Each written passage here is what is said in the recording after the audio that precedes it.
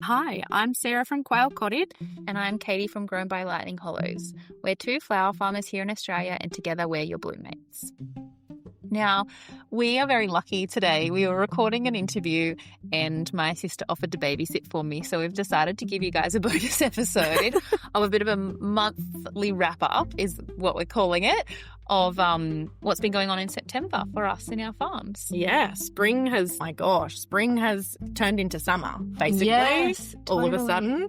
sudden. The weather has been pretty crazy. It was quite wet early September, and then it heated up very fast. And we've had heaps of hot, windy days, Yeah. which has, damages flowers, and also I feel like it just blows things open so quickly. Today is 29, 30 degrees already, Yes. and we're recording this on the 28th of September, which is not common, not a usual thing for us. Yeah. Usually we'd still be maybe in mid-20s, 25. And I feel like part of it was going from such a wet winter, and it was forecast to be wet up until the start of summer. Mm-hmm. And then have you seen that it's changed? Yeah, that's changed now because of some Antarctic weather pattern that's actually really I think uncommon. I saw it because Casey shared it. Yeah, Casey shared it. Yeah, she's always my go-to weather information person. Well, yeah, I had done a couple of things which I'd been like, okay, wet spring, because I normally have a rule for myself that I can't plant perennials in spring or summer because I can't keep water up to them. But I'd been like, no, it's going to be wet. And so I'd backfilled some eucalyptus that had died in the floods that had been flooded. Yeah, just what a joke that things die because it's too wet. And now they're probably going to die because I won't be able to water them enough. Yeah. And some proteas and just things that I'd been like, yeah, they'll be fine. It's going to be a wet spring. No, not exactly. Anymore. On the topic of the weather, we've been working on getting our watering, irrigation set up sorted. Yeah. So Sam's made some changes that I couldn't even tell you what they are, but apparently it's going to make things more efficient. No. We had to get a new timer. We used TapLink, and there was failure with one of the parts in it, and they could just log in remotely, see what the issue was, and then they just immediately did a warranty claim for it. Oh, that's so cool. And it arrived within 3 days of us emailing them. Nice. That's awesome. So good. We just ordered a new hose link sort of extension, a mini hose reel. It's not a retractable one, but it's one that's got a handle that you wind up. Yeah. Because we, if you've listened to previous episodes, you'd know that I grow on our neighbour's block as well. She's got half an acre and we grow on a little bit of it. Yeah. And I always feel bad. She always says that we can use her hose, but I feel bad using her water. So this little extension thing just attaches onto the end of our hose, and I just take it over the fence, and then I can water over there. Nice. Yeah, rather than... What were you doing before that? Before that, it was either watering can, or if I wanted to set up a sprinkler, we would have to change from using the hose link over to an old-fashioned hose that I would... an old-fashioned hose. A traditional poor person traditional hose. I don't have anything hose. Yeah. And link up daisy chain 2 of them to run the sprinkler over there, which was really annoying because then we'd have to swap back and forth between the hose link and a normal hose. And this winds up into this little small contraption that we can just leave over there, stick it in the corner. Yeah. I have, for my new patch, I still haven't got irrigation set up. I guess because we don't want to put anything permanent in because we might move the beds, we might make the paths wider or narrow or that kind of thing because it's just the first season. But I brought some sprinklers that someone in the podcasting realm, I heard them talking about. Just wobbler sprinklers. Yeah. It's not that groundbreaking, but I just never used them before. I haven't either. There's a really great, at our local Bunnings, there's a really great irrigation lady. And Really? Yeah. Have you never talked to her? No. Oh, she is so lovely and so full of knowledge. And she came and talked to me about them. And like, I've got now these wobbler sprinklers that connect to each other and they work off low pressure. And yeah, they're really great. And I now can, I've forgotten how many beds we have, maybe 14 beds, and I can water them with 3 connected.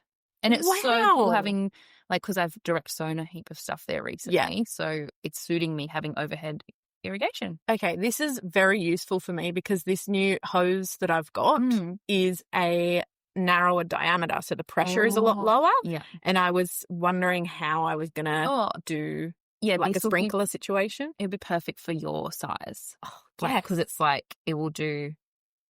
I reckon that will be the perfect size for one of them. Okay, great. Yeah. After this, you'll have to take me on a walk and show me out the patch. Yeah, nice. Yeah, cool. Done.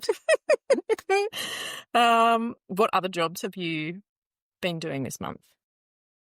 Direct sowing. So I've been working on my sunflower successions this year. Yeah. I've been doing weekly successions. Really? Yeah. And I started in July.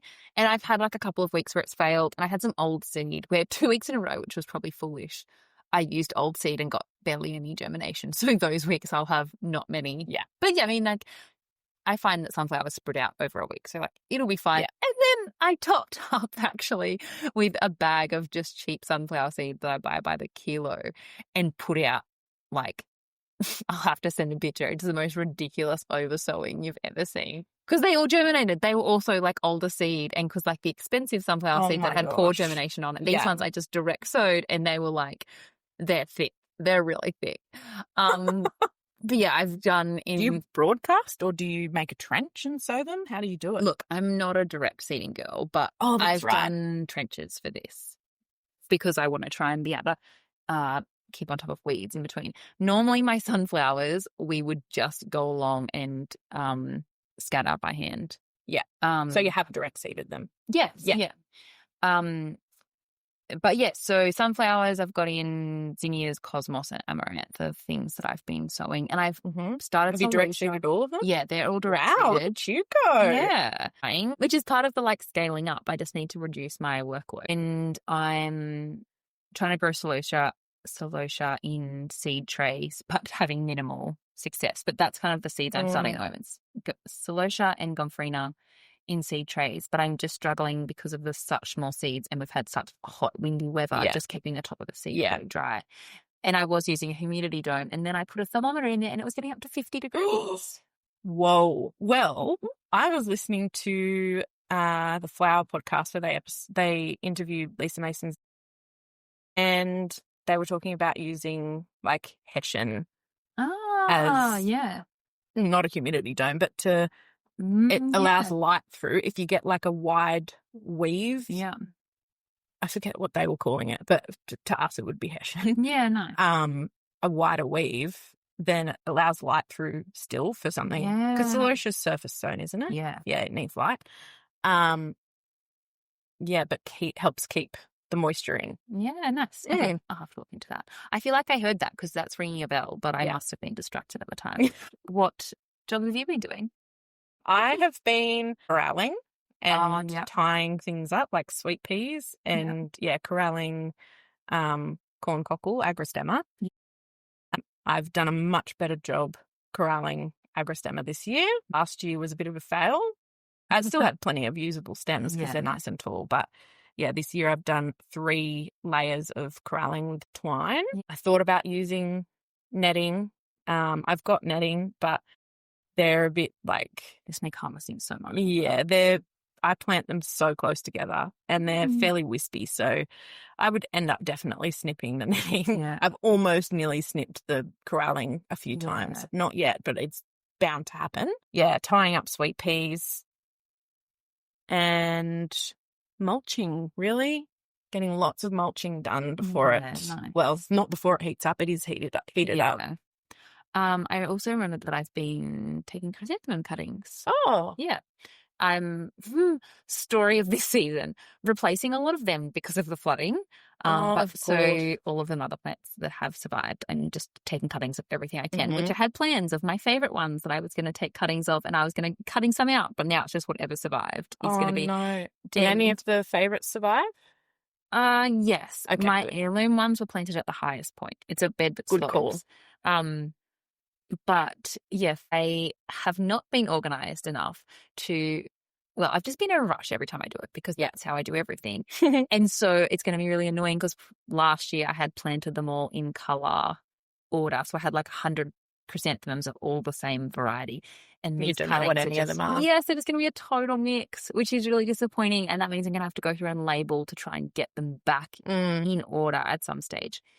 But anyway, it's fine. That's later Katie's problem. That's like around Mother's Day Katie's problem, which I'm sure I'll be very stressed and regret right now, Katie. But oh dear. At least your chrysanthemums you mainly keep for yourself for Mother's Day. Yes. And they're going in mixed bunches anyway. If you were selling them to florists, it would be more annoying. It would be annoying. Which for Mother's Day this year, it was great because I could just bring up like whole buckets of the one colour, which made doing a recipe much easier. But you saying that has made me think maybe I'll just go and pick and like have elastic bands out with me and bunch as I go. And they're just mixed of whatever. It's like that's the level of less double handling. Yeah, exactly. And at Mother's Day, it just feels like there is no time. Yeah. And maybe that'll be a thing. We'll see. Less like time spent touching stems. Exactly. Touch them once and done. Yeah. Yeah, I like that. So seed starting, you said you're direct sowing all those things. Yes. Is there anything you're starting in trays at the moment? Only the Celosia and Gomphrena, but I have made myself a pretty light on seed starting because I've ordered plugs. Oh. Yeah. Oh, that's really good, especially for this season. You've really increased what you're growing, a new growing space. Yeah. That'll make things so much easier. One exciting thing coming into this week is that my first full new bed of something is flowering, which is covered garden gyp. Yeah. And I have a whole bed that is flowering, and so that's so lovely. Although, sadly, it's not going. I'm only putting up a few bunches on my availability list because a lot of it will go to a wedding this weekend. Oh, yeah. Yeah. But I'm still so grateful. And it's so nice that, finally there's, something that I had planned to have a whole lot of, and I have a whole lot of it. Does it look amazing? Yeah, it does. I love when there's just a whole bed of something blooming, especially if it's all one colour. Yes. Yeah, it's all just one variety. It was supposed to be sessions, but it's all different, coming on at once. Yeah. And it looks great. Yeah. I'm mainly direct sowing as well. There's a couple of things, I'm trialling the cut flower petunia. Oh, yeah, nice. And they're similar to, a snapdragon in terms of being a teeny tiny seed. And they need light to germinate as well. So I have done them in trays, and I'm actually going home to start more phlox, my third succession engineers, and I'm going to do them in trays just because of the temperatures at the moment, and I can't be bothered to hand water every day. Even though we do have irrigation, I plant them so close together that our irrigation doesn't hit every spot that I would be seeding. Yeah. Yeah. Have you planted them this late before, or is this an experiment? I have planted them for I've planted them early spring, so early September. Yeah. But I've had them bloom, into early to mid-summer. Yeah. They've sort of fizzled out late summer. Yeah. But if I start them now, they're quite a quick to flowering species. I think it's 65 days. They'll obviously be shorter stems, but I sell to florists, so they will buy shorter stems, especially of something like phlox that they absolutely go nuts for. So, the first stems will probably be 20 to 30 centimetres, and I don't really pinch, but that will be my first pinching when I cut them at that height. Planting them later, you don't pinch? In general. Oh, okay. Okay. I if I'm walking past and I feel like it, I do, but I definitely am not religious about it. Okay. Yeah. I would really like to get good at growing phlox. Well, it's taken me 3 years. Yes. Let's keep practicing. And the things that I've direct sown are zinnias, Cosmos, and I'm trying millet. My first attempt failed, which you warned me about. Well, I said to you, once you figure it out, then I'll start. Yes. And which is so funny because in our like bloody chicken me too. feed mix, it just pops up by itself. But when I want to grow it, apparently not. Yeah. So I've tried soaking it. Mm-hmm. I didn't wait for it to sprout because I just was running out of time. Yeah. And I knew that I wouldn't want to go out in the evening after work and sow them. So I soaked them all weekend and then planted them on the Sunday afternoon.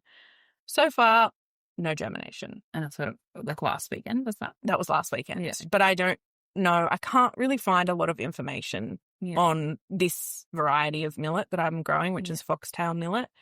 So we'll see. Maybe we need to put it in our chicken yard. Maybe it needs to be like, what's the word for like scratching the surface? Scarification. Yes. Yeah. Maybe. I can see Sarah's eyes light up. Yeah. Actually. I wonder if it does. How do farmers plant huge fields of it?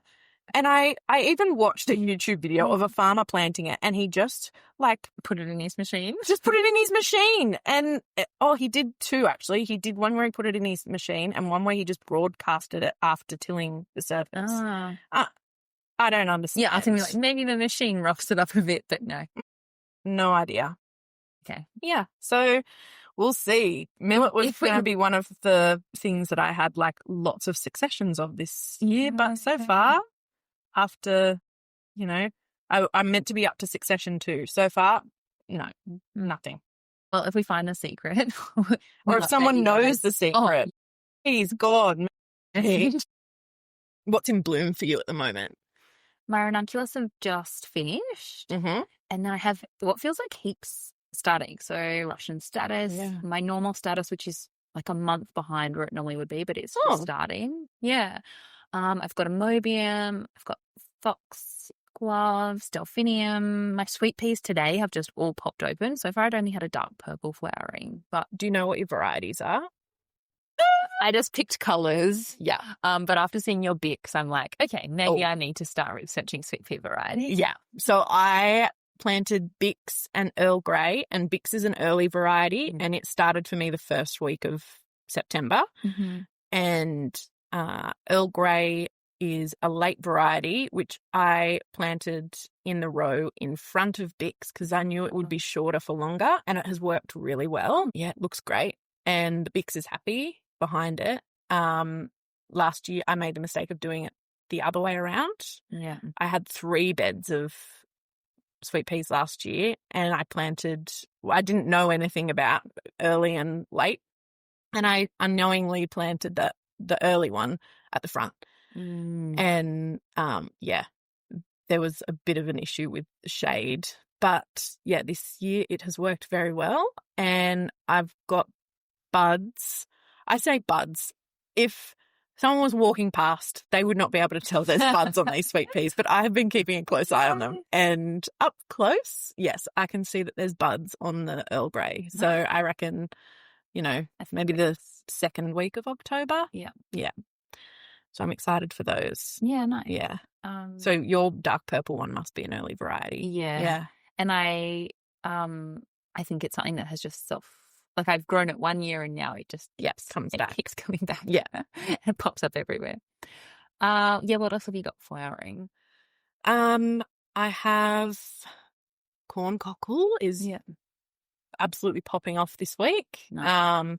I've had it in dribs and drabs for the last few weeks, but like this morning I walked out and my second succession of it has finally popped. Nice. And it's so beautiful. Yeah. It's like a sea of little waving flower heads because there's so much movement to them. The phlox has been flowering for ages, but I've got such good stem length now. On the like creme brulee and cherry caramel. Yeah. They're like 50 centimeters tall. Oh, that's amazing. It's so good. And I'm trialing the Pop Stars White phlox, which is a bedding variety. Ball only sell bedding varieties of phlox, and because it's a trickier one to grow, phlox in general, I wanted to trial one that I could get from Ball to make it easier to have a full bed of phlox, and it's been really popular. Oh, nice. That's good to know. Yeah, the stems at the moment are only like 20, maybe 25 centimeters. Yeah. But for the last 3 weeks that they've been that tall, I've sold at least 4 bunches a week to florists, which honestly is about all I've been able to cut that are tall enough. Yeah. There's so many flowering, but they're just a bit too short still. And do you need to deadhead them, or will they keep flowering? Like, I guess best practice would be. Yeah, I do not. Nice. Yeah. That's good to know. Best practice that's definitely that would be. Me is like just the thought of trying to deadhead them. Yeah, they'll go to seed for sure, which, I mean, I only have that variety of phlox planted over at Phyllis's, our neighbours, and the other phlox is planted right around in our front yard. So I'm hoping they don't cross-pollinate. Even if they do, it'd probably be pretty. Yeah, true. Yeah, because it's just white and like those creamy pinky colours. Yeah. So yeah, maybe next year I'll have a self-seeded bed of phlox, but I'm not going to hold my breath. Yeah. Because it's pretty cheap to buy a tray of plugs of them. I bought some from Bunnings of the Pop Stars. Yes. That's the purple. And I bought like I don't even know what made me do it, but just a 4-pack of them. And now that I've seen them flower, I'm obsessed. And I went and bought several more 4-packs of them and spent $50. And I was like, I could have spent an extra $10 and gotten 300 plants instead of 16 or whatever I got. But they're just planted in like they're not in my farm section, they're just in my garden. Yeah. Which is a section where my husband was like, why do we not have flowers around our house when we have a flower? And I was like, got it. Yeah. Let me put flowers everywhere. Exactly. That bed is now full. Excellent. That's too funny. My foxgloves have just started. Oh, yeah. Yours were earlier than mine. I think because you just get more sun where yours are. Yeah. Whereas mine are in like kind of a part shade area, especially in winter when the sun's lower. There's a tree sort of in front of them. I want to ask, we're both growing the same Dalmatian peat, which is a first-year flowering foxglove. Are you expecting to get more than one stem per plant? Yeah. Yeah. There's actually, so, Johnny's Seeds in America, they do a lot of YouTube videos about the seeds that they sell. And I watched a YouTube video on the Dalmatian. Oh, yeah. Actually, I think it was all of their first-year flowering foxgloves in that video. Yeah, they talked about Dalmatian and what's the other one? I don't know, Addis Coppice. Camelot. Oh, yeah. Yeah, Dalmatian and Camelot. And I think for both of them, you are expected to get 6 stems per plant. Oh. You get one like main tall spike that's a larger flower. Yeah. And then 5 on average, small. Yeah, nice. Like, and they shoot up from quite low. They aren't like side branches or anything. Yeah. They're their own stem. Yeah. And mine are already. Oh, starting to do that. Yeah. I'll have to have a look. Yeah. Closer look because I bet yours are too. I hope. Yeah. Yeah. So 6 stems per plant, which for me, they're quite a profitable one. Yeah, that's what I was trying to figure out. How that expensive from memory. I don't think they were that expensive to buy as plugs. Yeah, I mean, we ordered them with Ranunculus, so nothing seems that expensive. That's exactly right. You are right. They were probably around $100, I'd say, for the 300 plants. And that's the only way I've been able to find Dalmatian in Australia from Ball, whereas Camelot you can buy the seed from High Sun. Yeah, but they don't have peach in the Camelot range, which is what I wanted to grow. It's so beautiful. The florists love it. had been saving my first stems to use in a wedding, which I did yesterday. And yeah, I'm normally not that into foxgloves, as you can probably tell of me being like, I don't know. But I converted. They are spectacular. Yeah, they were really fun to use. And even like I had some big ones in the ceremony. Yeah. But then I just had some in the table centerpieces. And yeah, they just look really lovely. Yeah. They look like a little fairy should live in there. Yeah, totally. Their little spotty throat. Yeah. Which definitely maybe our sidetrack us to talk about the wedding because it's been like my focus for a lot of this month has been leading up to this. I don't do very many weddings, but I kind of have a little cluster of them in spring. And yeah, it was great. I'm really happy with how it turned out now that it's done. But I haven't seen photos yet. Yeah. Oh, okay. Katie has pre-warned me. She's not told me because she wanted me to get my, wanted to get my real reaction here live.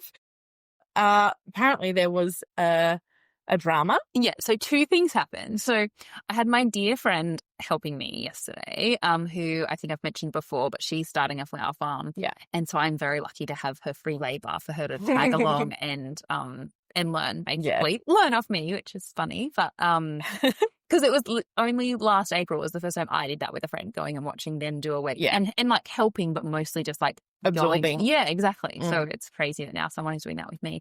But my God, I'm so glad that she was there. So she was like an hour and a half away, closer to the wedding venue, could have gone straight there, but she drove all the way to my house so that we could pack stuff in her car as well. And then we were driving the hour to get to where we had to drop the bouquets off. That was the first step. And we were talking on the phone and I said to her something like, oh my gosh, I'm so glad that you came and drove to my house. It was much easier to fit everything in with your car. And then it just popped into my head that I had not put the plinths in the car.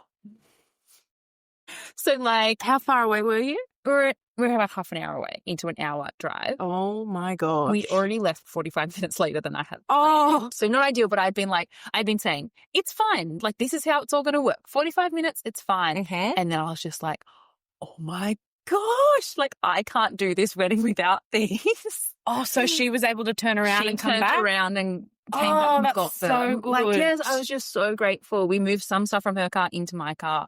And then, she turned around and came back. I delivered the bouquets, and then she met me at the reception venue. Oh, just like, oh my gosh, it was so stressful, and it all worked out fine. We were like doing the ceremony, being like, oh my gosh, what is going to happen if we don't get this done in time? Yeah, but we got it done. Like, amazing. It was, and I'm really happy with however he looked. I think the bride was happy from her reaction. Yeah, it was only yesterday, so I haven't spoken to her yet. Well, the colour palette was beautiful. I haven't seen any of the finished results, but just based on the colour palette. Yeah, it was really nice. And it's funny because, like, I guess each time I've done a wedding, I've kind of, like, taken a little bit more on. Yeah. This felt like a lot more on. And, yeah, the style of the plinths was not something I'd never done anything like that before. And I was asking people how they would normally do it, and like a lot of people's response was to use floral foam. Yeah. And I did consider that, and I've never used it before, but I was like, maybe I just need to make my life easier and do it. And then chatted to my friend, and she was pretty hesitant to be around using it, and that was really good because it kind of made me be like, no, this is actually something like it goes against just so much of my brand, even aside from like personal ethics and that sort of thing. Just like, so I ended up buying Agra wool. And I feel like you haven't used it before. You haven't gone to TAFE and been like... Yes, indoctrinated into it. Yeah. But using it and being like tempted by it. Yeah. You're already in a place where you don't know what it's like to be able to totally and have one of that the big easy things solution. Was I was like, I don't want to be putting photos out there of a design that I've done with foam, because I like as a one-off I'm like, okay, I could get on, like I could do that, but then what happens if someone is like, oh, I want you to do this same thing again, and then it's like, okay, well now I'm starting from scratch because I don't want it to be something I do. But yeah, it did all work out well. It was just, always stuff to learn, I guess, because I'm still at that stage.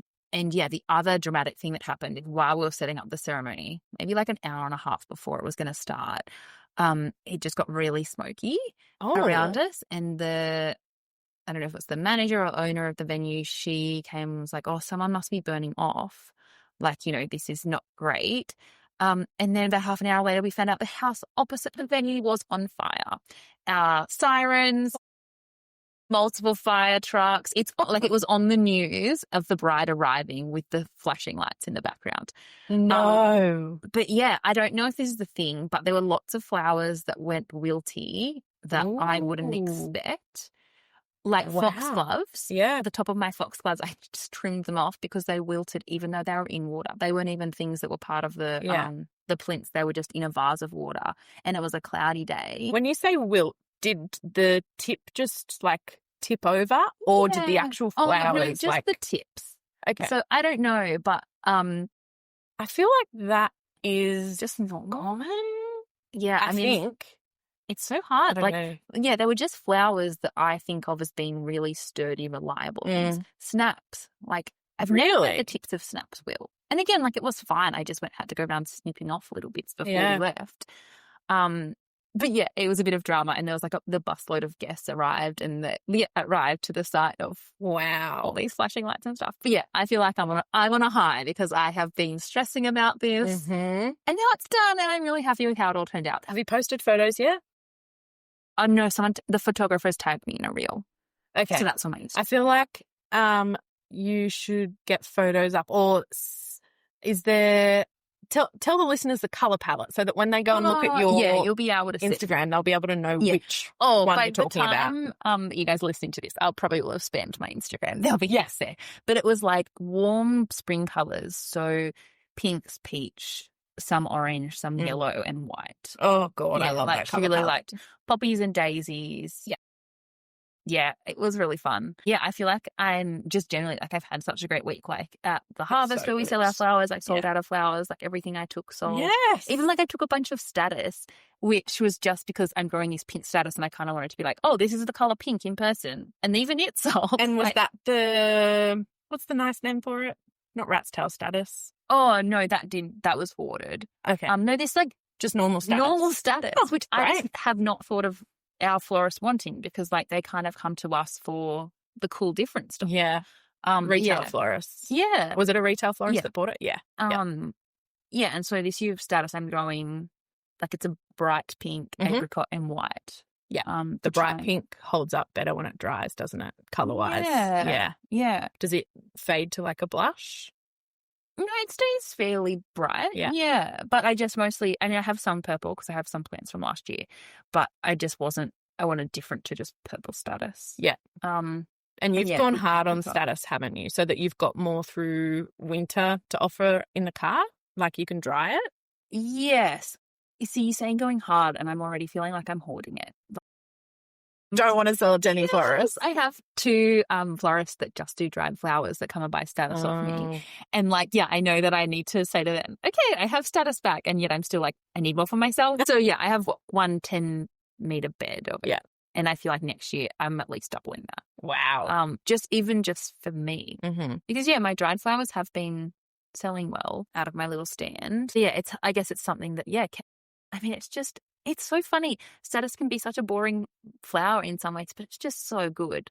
Like there's no pressure to pick it by a certain time. If you have any left over, you can dry it. Yeah, you can sell it in so many ways. Like out of the two dried flower florists that I sell to, one likes getting it pre-dried, one likes coming and getting it fresh. Like it's just so. And if you were looking at like profitability stuff with status, it would be such a good one. Yeah. Yeah. Even as far as like seed. Or getting plugs. True. Fairly cheap. Yeah. Is it easy to start? So easy. Oh, gosh, yeah. So easy. And I have, I bought all the seeds, I think, wholesale. But, you can get $2 seed packets and they're still great. But, the other thing, sorry, now I'm just talking lots. No, keep going. Just in terms of where we're at in the season. So I'm selling out of my flower cart again. Mm-hmm. And last year was the first year that I got an APN and I got it halfway through the season. And I just made the call that I needed to stop. Before that, I would kind of put out enough bunches that they would sell out because if they didn't sell out, I'd always be disappointed because I'd feel like I was wasting flowers. And I just made a decision that that was a hobby mindset and I needed to put out enough flowers that they didn't sell out, so that every single person that wanted my flowers that day could have your flowers. And if they were driving from a long way away, they'd know there'd be flowers there. And I kind of just kept adding a couple of bunches each week to see what that limit was, what was the amount. And I basically doubled the amount I was selling. Whoa. Which is crazy to think that's how many people were probably... That you were like restricting yourself with that mindset. It's an honesty cart, so I don't know what time it sells out. So I just thought, maybe at the end of the day, like I sell it at 3 or 4 o'clock before I get home from work. Must have been. Yeah. And so I kind of like that was towards the end of last season. And then I've been over winter planning to scale up, but then at the same time a bit nervous that like maybe that was just a bit of a fluke, because like in the scheme of my flower cart, it had like, gone up exponentially towards the end of the season. But I'm kind of back to selling those amounts. And it took, I think it was the 5th week of being open in spring that I'm now back to those numbers, which is really nice. Wow. Yeah. And I mean, a little bit restricted on how many flowers I have. But I'm like mostly selling out still, but kind of having a couple of bunches left over each day. Thank goodness you upgraded your cart. Yeah. You've got so much more room. I mean, that's the other thing, because my old cart was built to fit 8 bunches. How many are you doing now? It can fit... Oh, it depends. It can neatly fit 24. Yeah. But then if I put the bucket, like metal bucket that has dried flowers in it, then that takes up a bit of space. Yeah. Yeah. Wow. So I'm feeling, you can probably tell, I'm feeling very excited and just like spring is here. It's back. Well, people didn't forget me over winter. No, they didn't. You're good at that because you still put flowers out sometimes through winter and dried flowers and things. So you stay in people's minds. Yeah, and I still take orders over winter. Yeah. Well, I'm buzzing too. Good. Yes. Because I scaled up a bit as well. Yeah. Quite a lot, actually.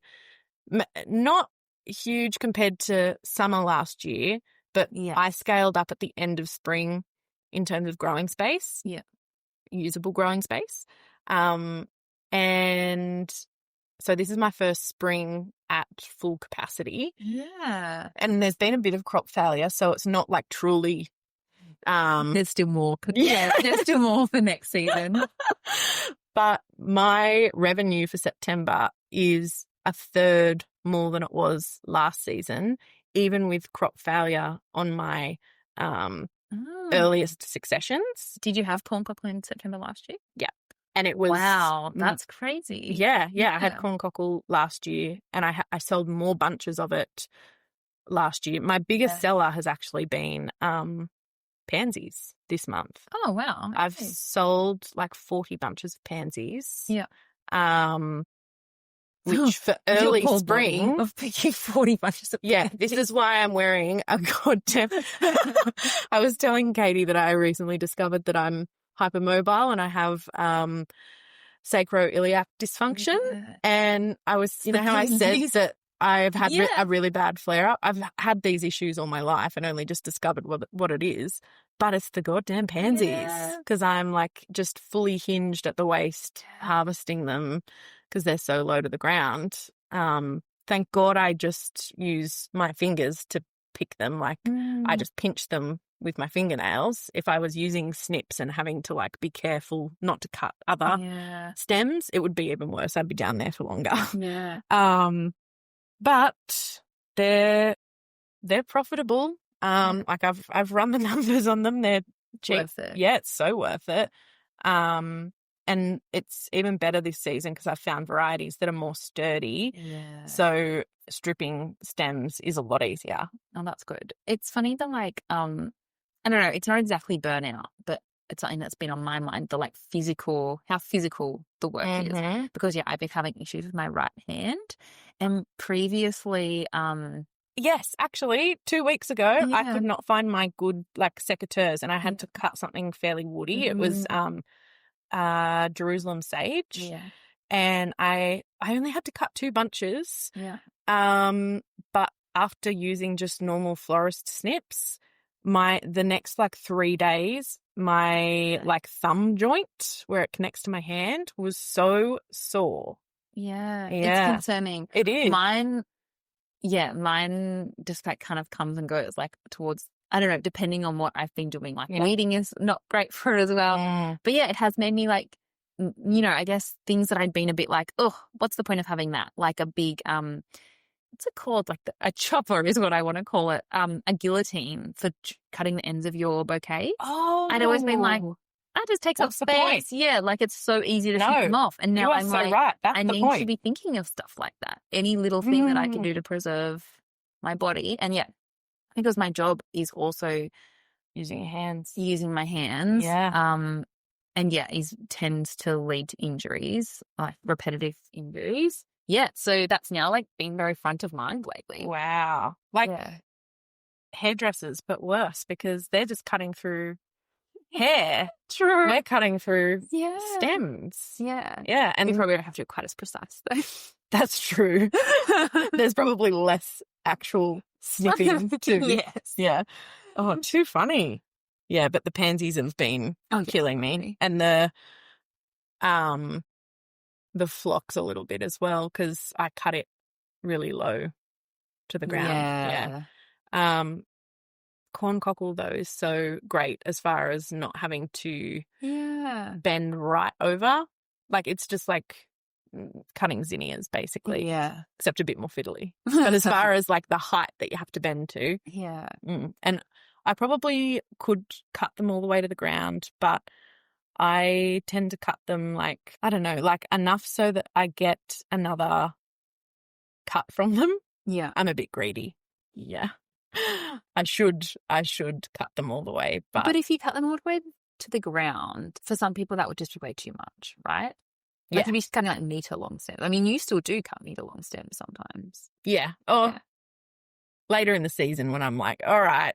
Oh, okay. Move along now. Yeah. Yeah. But yeah, that's interesting. I'm still being a bit greedy with them because there's not, like I haven't got, I'm about to have a huge abundance of them.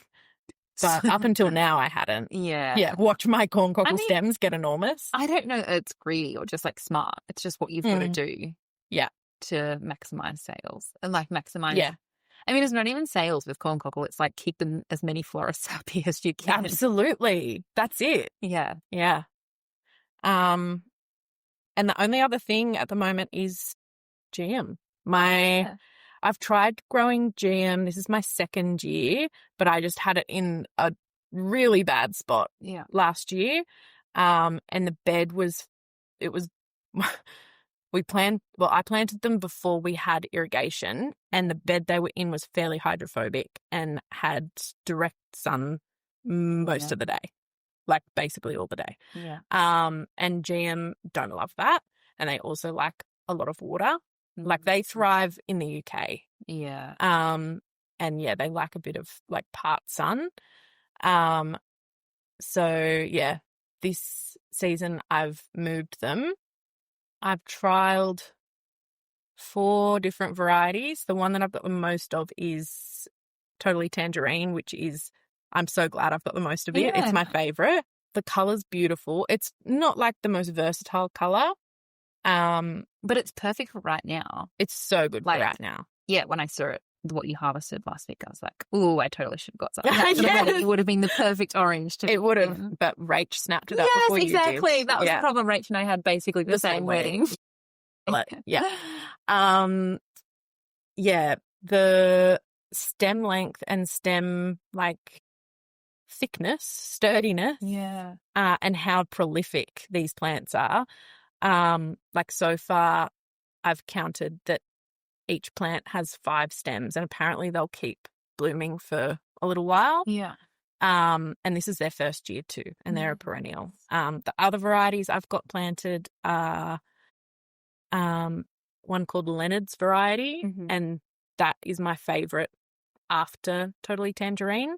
The stems aren't as long and they're not as thick. They're fairly wispy, but the color's beautiful. It's like peachy, a bit of yellow, a bit of like pale orange. Yeah, peachy.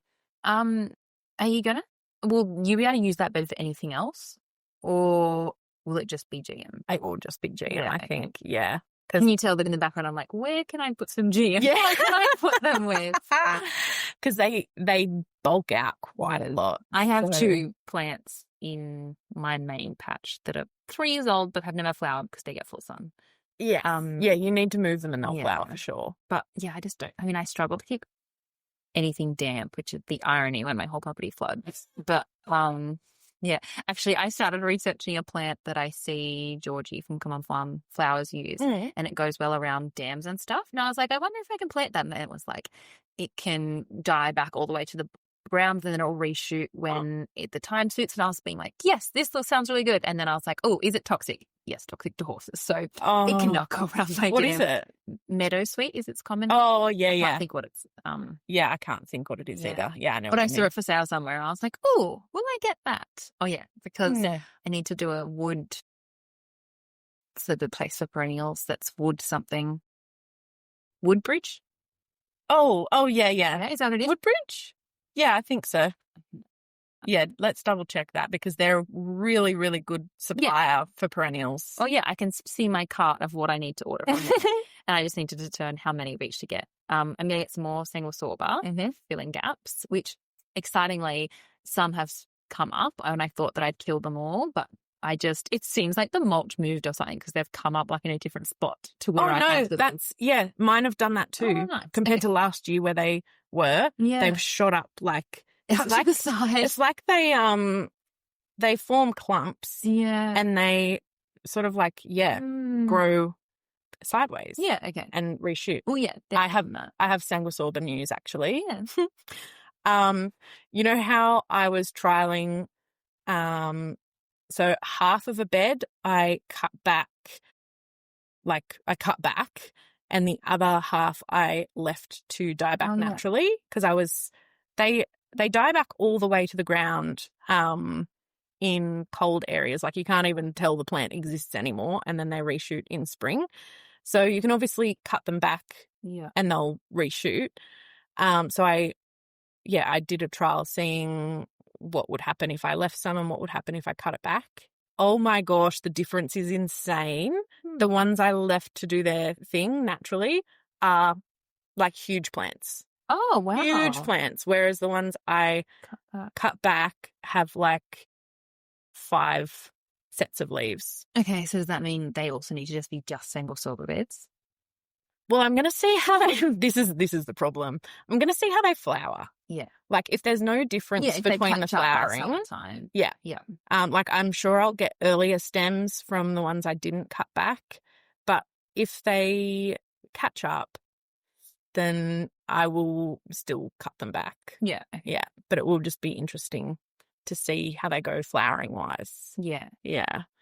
I'm really excited. I hope that mine actually flower. Like I haven't gotten any flowers off single sorber before, so I'm hoping to get them. You've had moisture issues in terms of dryness. Yes, where I planted them last year was too dry. Oh, that's a lie. I've got one pink plant that flowered last year. Yes, that's right. But yeah, it was just in a hydrophobic spot, which I'm still working on. And something unusual with Sanguisorba, they're meant to be drought tolerant. Maybe once they're established they are, but I found I've got 2 beds right next to each other, but one is a lot drier because it's got like rain shade. Yeah. Like as in there's a tree near it, so it doesn't get as much water from rain. And that tree, the roots are more up in this bed. Yeah. And even though we've got irrigation there, the tree takes some of the moisture. Yeah. And the plants in that bed struggled a lot more. So they do need a good amount of moisture.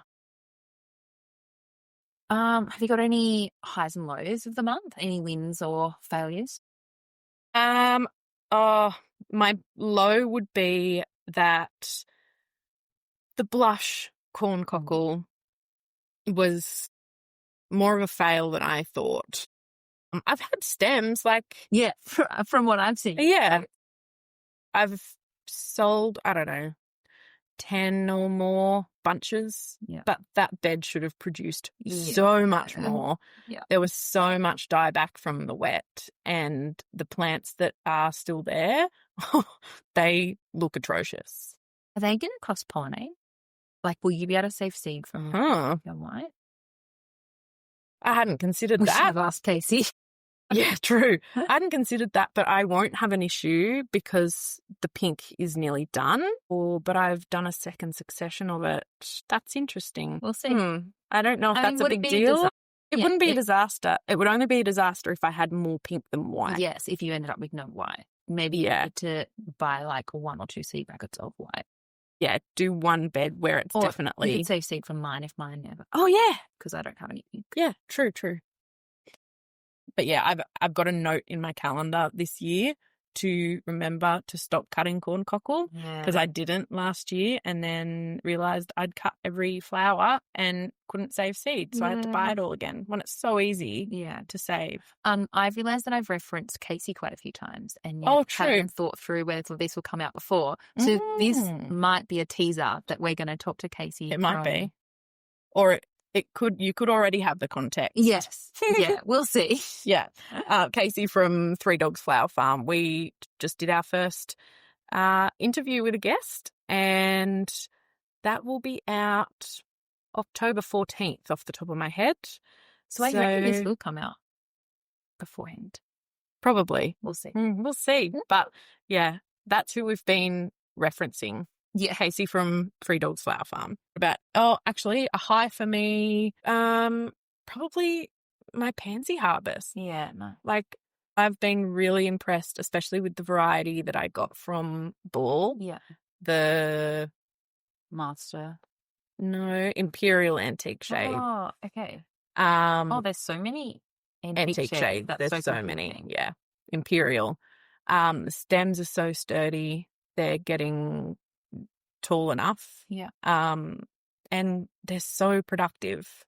And I've had a few pretty decent harvests so far. Yeah.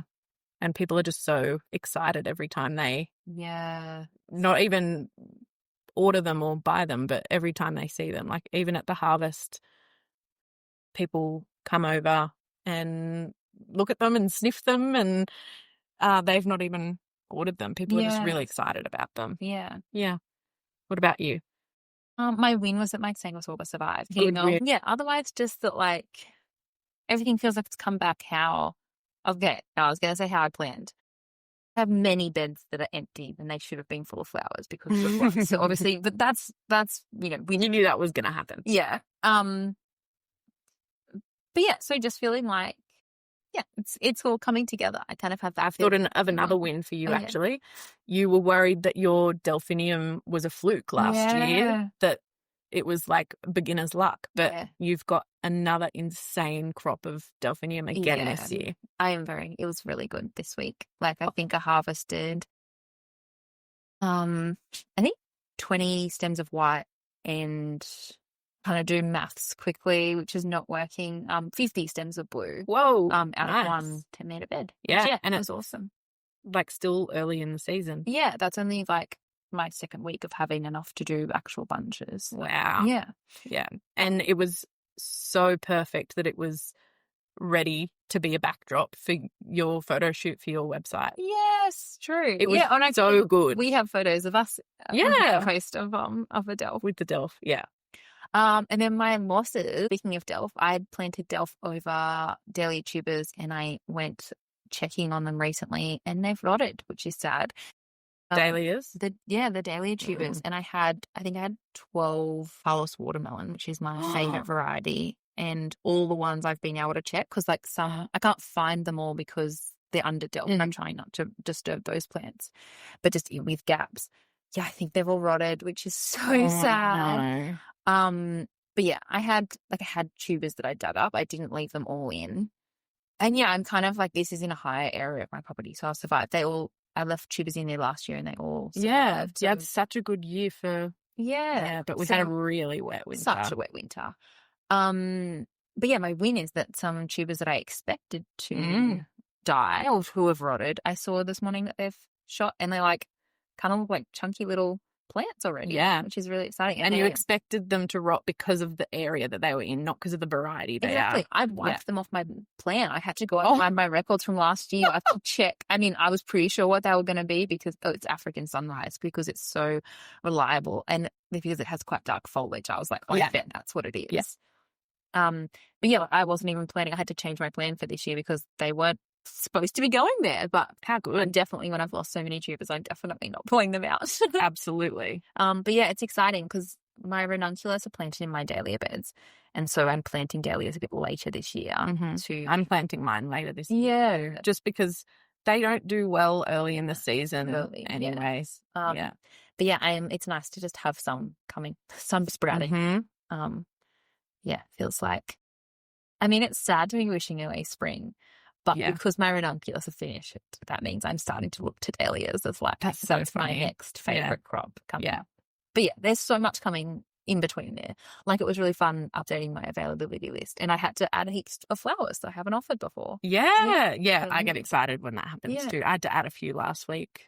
Yeah. And I always get excited when I get to update the photo to be one of my photos and not one from Google, usually from Floret. Yeah. Most of my products on my availability list now have my own photos, which is cool. Really great. I mean, especially you have beautiful photos. Mine, some of them are very dodgy. But I'm like, you get the picture. And at least you have photos. A lot of like big commercial growers, like Ash was telling us, Ash from Film and Foliage was telling us that a lot of commercial growers that sell at the Sydney markets like supply a spreadsheet with botanical name. Oh my gosh. And that's all they have to go off. Imagine trying to order as a florist who is so visual. And even like just describing it as like a colour, which what we used for our availability list gets you to put a colour in. Yeah. But still, there's so much difference between to saying pink. That could just mean so many different things. Oh, yeah. Actually, while we're on the topic of colours, I have a lot of trouble with purple. So there's like lilac.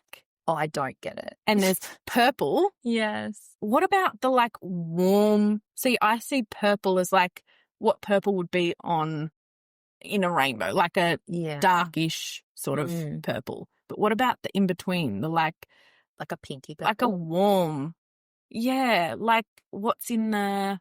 Well, actually, I can't even use that as a describer. The mix of pansies that we got from Ball, the frilly one, but there's two kinds of purple in that. Yeah. There's like the bluish or like dark purple. And like a maroni kind of purple. Yeah. I don't know what to call that purple, the maroni purple. I don't understand colours very well. I find it really hard. Like, I had a florist this week with the Delph. She asked for more yellow toned blues than pink toned blues. And that was like, I tried my best and she bought all of them. So like, it was fine. But yeah, that was really tricky for me. If she said warm tone and cool tone, I could have like been able to figure that out. Well, yeah, I basically based it on what looked like clear blue to me. Yeah. And then a purpley blue. Yeah, that was how I divided them, because I bunched them as per the colour so that she could see what ones were going to work. But people describe colours in such different ways. I've had an issue with that before and it was a purple issue, where I sent them photos rather than just using my availability list. I should have just put them on my availability list and she would have been able to differentiate them. But I sent her photos and then in a separate message just called them, I said purple and mauve. Yes. And our definitions were clearly back to front. Yeah. Because she ordered mauve and I delivered purple. Mm-hmm. And luckily she was so nice about it. Yeah.